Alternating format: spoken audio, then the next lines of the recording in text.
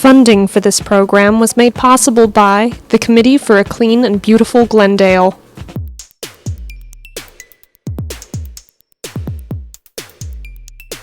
What are some alternatives to get your groceries home if you don't have a car? How did Neighborhood Services Code Enforcement staff mentor youth this past summer? Is one of your neighbors the recipient of a GEM Award this month? All this and much, much more on an all-new episode of NSTV.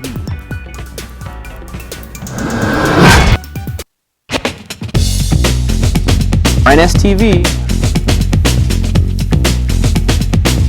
A GEM Award from the City of Glendale. I'm Juan Gonzalez. I'm Noreen Benjaminson. For NSTV. The Adopt a Block program. Youth Employment Program.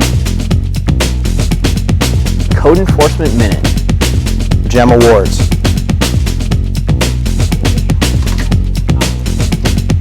Neighborhood Services TV.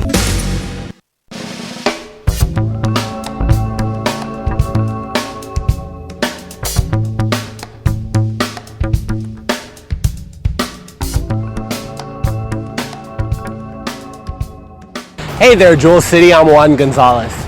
And I'm Noreen Benjaminson.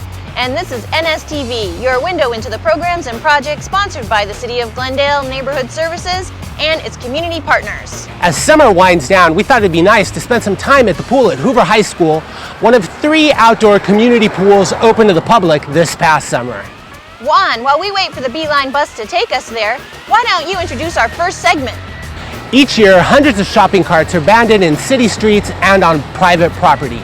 Let's join NSTV correspondent Susanna Dellis for a report on this situation, plus information on how you can get your groceries home if you don't have access to a car. Take it away, Susanna.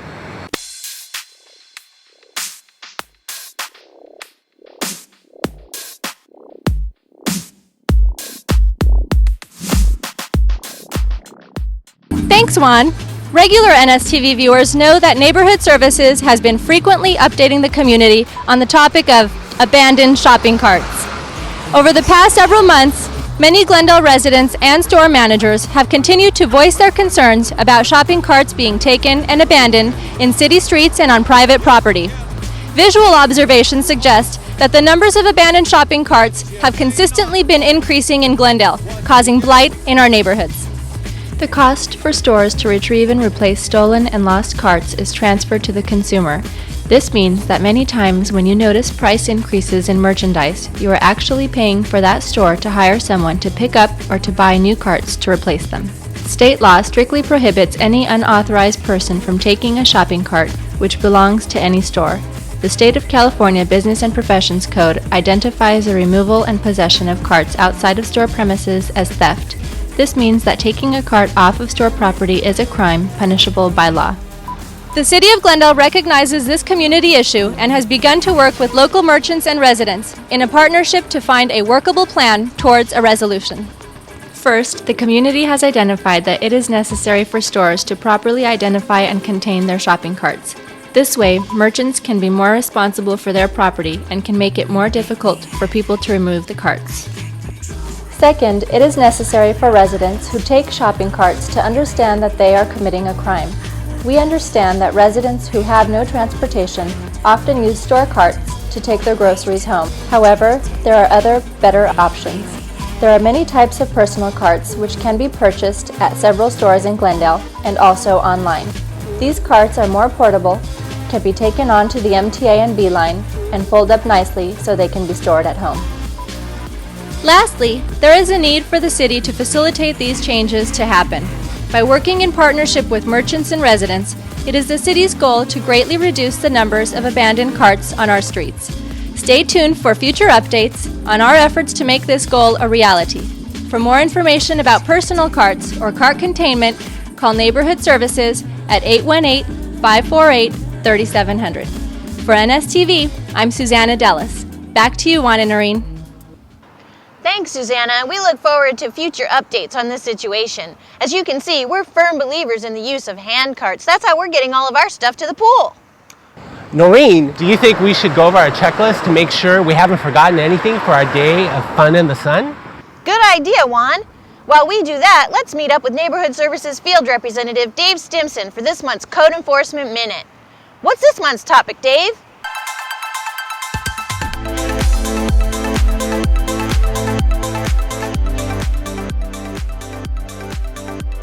Thanks, Noreen.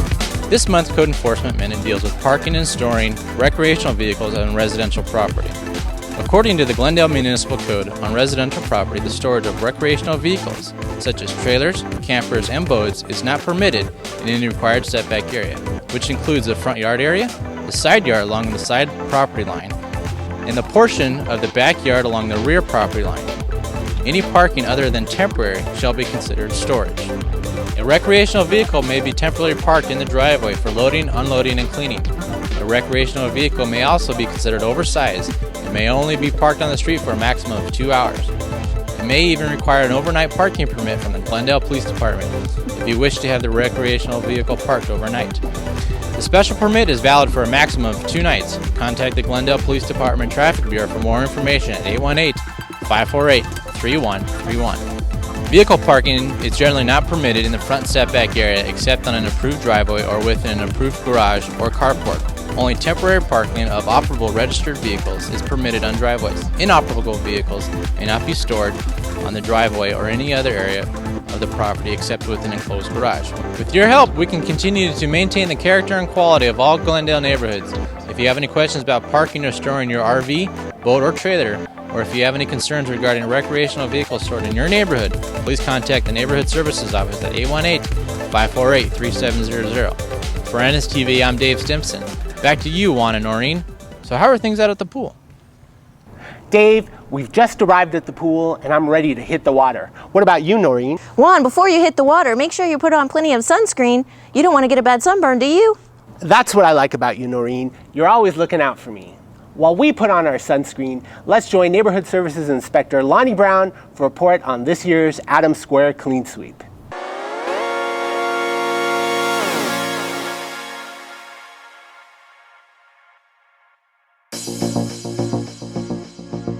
Thanks, Juan. Neighborhood Services have been collaborating with the Committee for a Clean and Beautiful Glendale and the Development Services Division to promote healthy, clean business district for the past 6 years. Let's take a look at what happened when the merchants in Adams Square participated in this year's Clean Sweep program.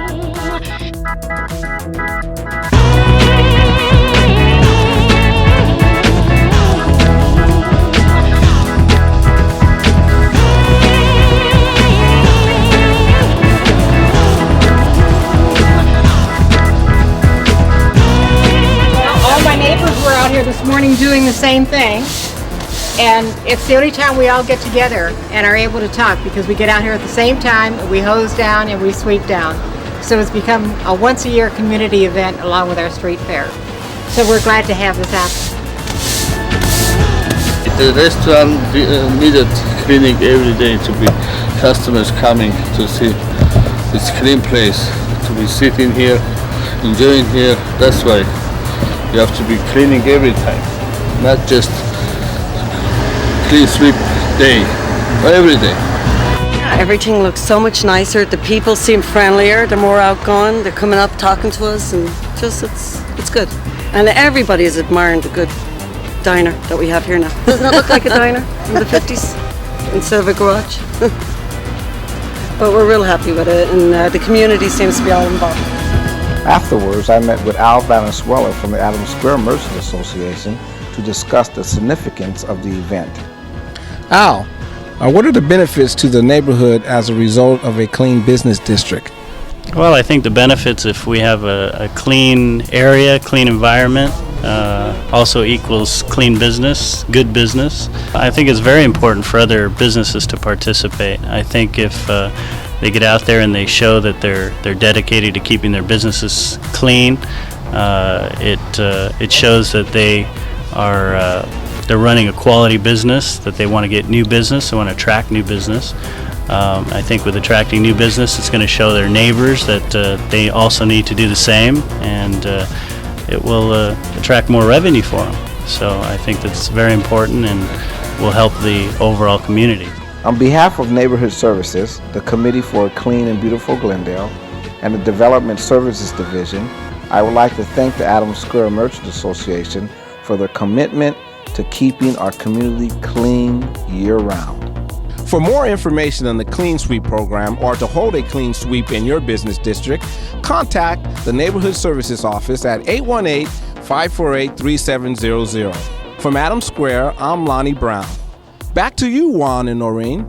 Thanks, Lonnie. It looks like the merchants had a great time, and we look forward to working with them again next year. What's up next, Juan?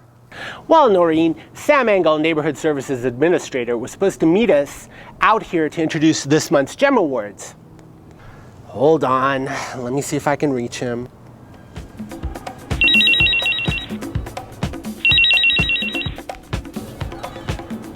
Hello? Sam, Juan here. Where are you? I'm out in my backyard by the pool. Where are you guys? What's taking you so long to get here? Sam, we're at the Hoover Pool. Just like I said in my voicemail message I left you. Hoover Pool? I thought you said your pool. Sam, your phone must have cut off part of my message. You really need to upgrade your cell phone. So tell me, which properties are going to receive a GEM Award this month? Well, Juan, wait till you see what we have in store for you this month.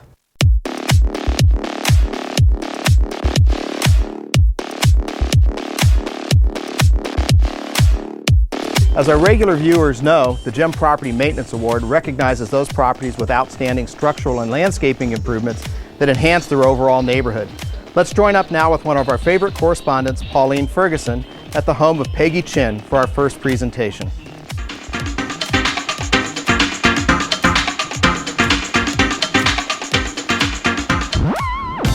Thanks, Sam. We're here today at the lovely home of Peggy Chin at 1120 Yale Drive. What changes have you made to the property since you've lived here?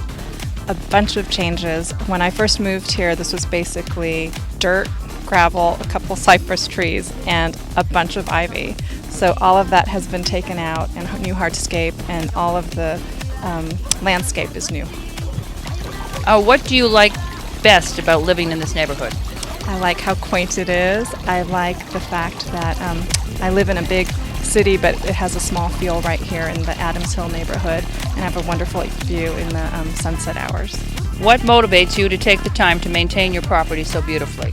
Well, I have to say the person who really takes the time to maintain my property is my wonderful gardener extraordinaire, Trinidad Salazar, who just really takes good care of the property and has an eye out for the things I like and really kind of goes with the season. So I really appreciate that a lot. Thank you. And it's nice to come home and just be happy when I'm coming home and come home to my own personal sanctuary. On behalf of the Committee for a Clean and Beautiful Glendale, I would like to present you with this Neighborhood GEM Award for your commitment to enhancing our neighborhoods. We also have this lawn sign for you to place in your yard so that everyone knows you're doing your part to keep Glendale clean and beautiful year-round. Wow, thank you very much.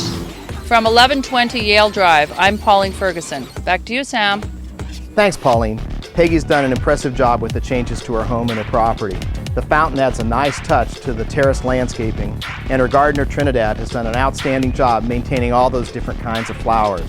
Our next GEM recipient was unable to appear on the show, but let's take a look at the home of Melinda Campbell of 1225 Cottage Grove and recognize her for all the hard work she's done to keep her property looking so great all year long. We appreciate the hard work that all of our GEM recipients do to keep their properties looking great and our city so special. To nominate a property for a GEM Award in your neighborhood, just call us in Neighborhood Services at 548-3700 and we'll take it from there. Reporting from the Engel residence, this is Sam Engel for NSTV. Now back to you, Juan and Noreen. Thanks, Sam. Once again, this month's recipients truly are gems in the Jewel City. See you next month. What's next, Juan? It's so hot out here, I can't think straight. Noreen, it's really important to drink plenty of water on a hot day. After all, you don't want to get dehydrated, especially at this time of year. While we take an important water break, we'll let you join Neighborhood Services Field Representative Juan Gonzalez for another informative code enforcement ride-along.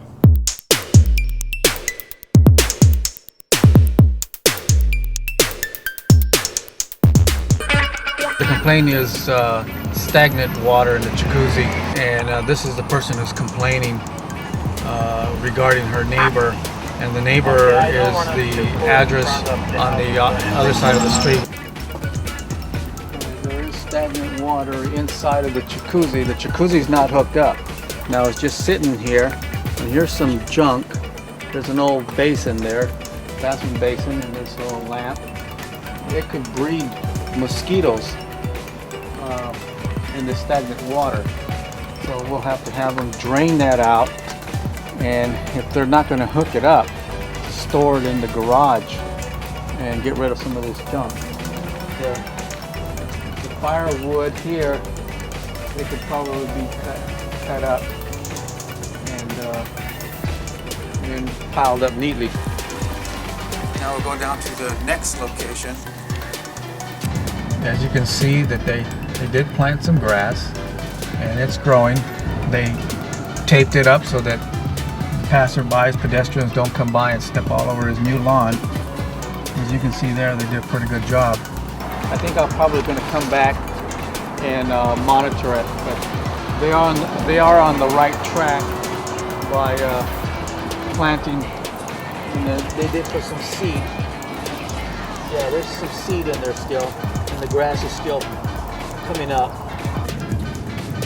Sometimes when one property owner makes their yard look really nice, it kind of gets this domino effect, and then everybody else starts to work on their properties, and that's a good thing. In this commercial area, and like most commercial areas that have alleys behind the businesses, you get people doing illegal dumping.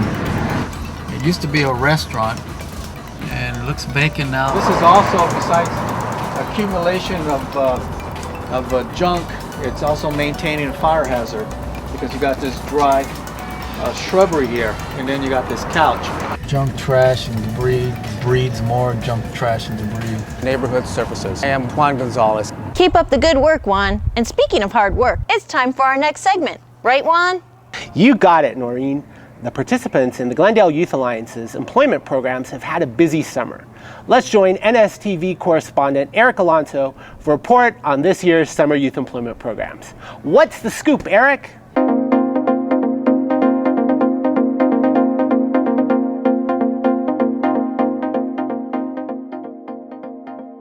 Thanks, Juan and Noreen. Since 1993, the Glendale Youth Alliance has provided over 1,000 low-income youth with jobs and job training. Regular NSTV viewers are familiar with the Summer Brush Clearance and the STARS program, which places youth at schools, libraries, hospitals, and other nonprofit agencies. In the first of a two-part series, we will be spotlighting some of the youth from the Brush Clearance program, as well as the youth who is participating in a job shadowing program with the Neighborhood Services Inspector. For most participants in the brush clearing program who are 14 to 16 years old, this is their first job. After 1 week of employment skills and training, approximately 51 youth work for 6 weeks clearing overgrown brush from Glendale's public hillsides. This augments the city's fire prevention efforts and contributes to the safety of our community. I was interested in GIA because I wanted to make Glendale a cleaner and greener environment for me and my family and friends. I like working outside, and I like helping my community. I became interested in GYA because I heard of the opportunities that it offers, and I knew some people that were in it before, and they told me about the experience that they had, and they told me it was great. They teach you a lot of things. I've learned a lot about fire safety, snakes. Later we'll be learning about CPR, so I'm looking forward to learning those. I think it's good because we get to help a lot of people preventing fires. From this experience, the youth learn how to be on time to work, how to dress appropriately for work, how to communicate effectively with their coworkers and supervisors, and perhaps the greatest feeling for them is payday. Elizabeth, what are you going to do with your first paycheck? I'm going to put it in the bank to save it. I'm going to probably buy some clothes and probably go to Six Flags or something. This job was important to me because I could help my dad pay bills and get things that I want. Gas money. Gas money. This is my second year working here at the Bush program. This is my first year working here. It's fun. Yeah, it's pretty fun. At least it's better than staying home and just watching TV, you know? At least work and get money. It gives you good exercise and good work, and you could get jobs other places if you work here. You get paid and you get to do something that's fun. Job experience and that, how to work with other people, how to work with the team, and just how to work together. We get along with everyone, team leaders. We talk, we share food on breaks. Yeah, it's nice. Charter Communications was the dual-level sponsor of the 2001 Youth Employment Programs. Neighborhood Services fundraiser Lydia Floyd recently spoke with Krista Krafts from Charter Communications to find out why they support programs such as GYA. Krista, why does Charter Communications support programs for youth? Well, Charter is a local business here in the community, and it's our corporate philosophy to support organizations that promote self-esteem, develop leadership skills, and self-sufficiency for youth in our community. Why is it important for the Glendale community to support the activities of the Glendale Youth Alliance? Well, it's in everyone's interest, both for businesses and for the individuals, to support activities and programs that teach and encourage youth to be productive and responsible members of the community, because it really helps them prepare for the future. Would you recommend other businesses support GYA's youth employment programs? Definitely. The GYA is a great program for businesses to really stand behind and support. There's a lot of sponsorship opportunities that can really help the GYA out. And it really takes the commitment of the Glendale business community to support these efforts, which allows the GYA to continue to provide employment for youth, because they will someday probably be the future employees of the businesses here in the community. Thank you, Krista. This summer, the STARS program implemented an internship that allowed 16-year-old Jaime Lopez, a student at Hoover High School, to job shadow Neighborhood Services Inspector Michael Chong. Jaime is making GYA history by becoming the first participant in this job shadowing program. Each afternoon, Jaime meets with Michael to learn about developing job skills that will mold Jaime into a career professional.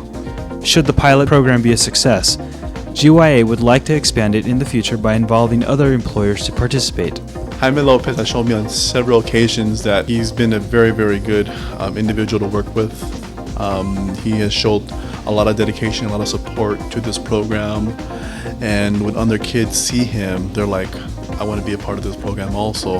Eventually, he wants to get into government and be a part of what we do out in the field, working with the public, trying to problem solve as what we do in code enforcement. We like to work very closely with the citizens in resolving the matter versus going out there and saying, well, this is what you have to do. We want to join partnership with them. For me, it's an honor to be a part of this program because it's something that I can give back to the community and to our kids and show them that you can do anything you want. Working on the field with Michael Chong, I learned a lot. He's teaching me how to be responsible. What I'm doing right now, I'm working for Neighborhood Services, is really good, and I hope later in life I'll be doing the same thing as Michael Chong is doing. I'm learning a lot from him. I encourage other teenagers to apply because they'll help them in life. So later in life, when they graduate from high school or college, they know what to do. In next month's follow-up report, NSTV will take you to the GYA Youth Employment Luncheon, which will recognize youth participants, its sponsors, and community partners. For NSTV, this is Eric Alonzo. Back to you, Juan and Noreen. Thanks, Eric. We look forward to next month's follow-up report about this summer's youth employment programs. Who'll be the worker of the summer? Who will receive a scholarship? Tune in next month and find out. Juan, it's almost time to wrap up this episode. But before we do, it's time for this month's Eco Minute, featuring NSTV correspondent Arsene Isayan. What's this month's topic, Arsene?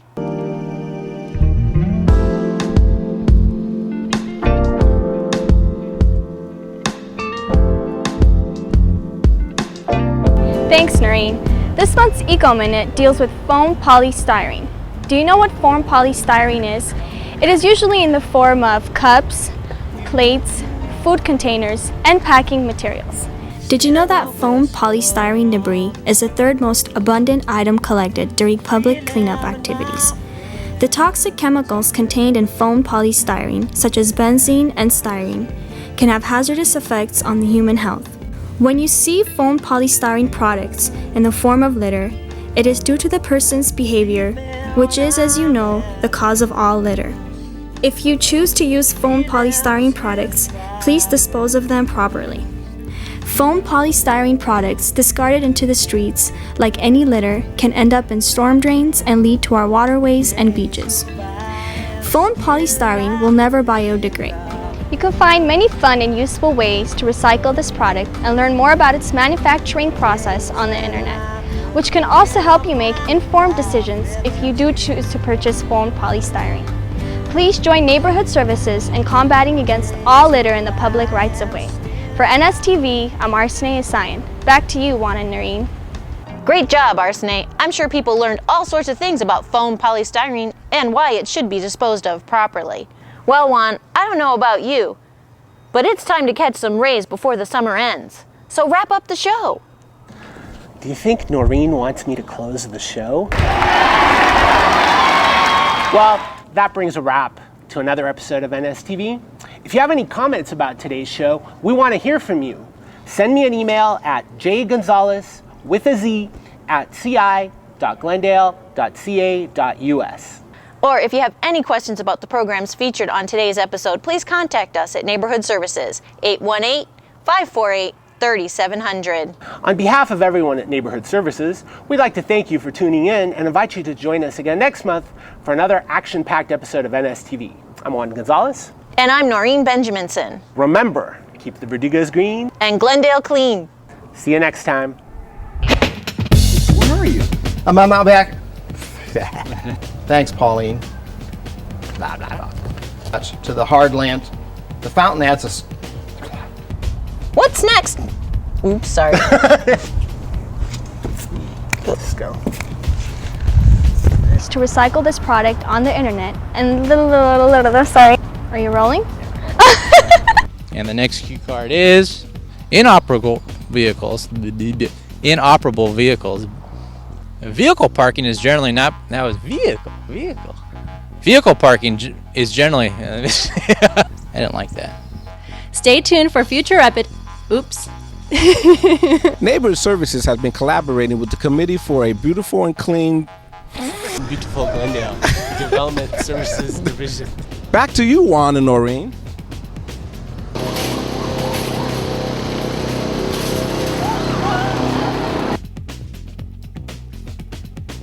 Funding for this program was made possible by the Committee for a Clean and Beautiful Glendale.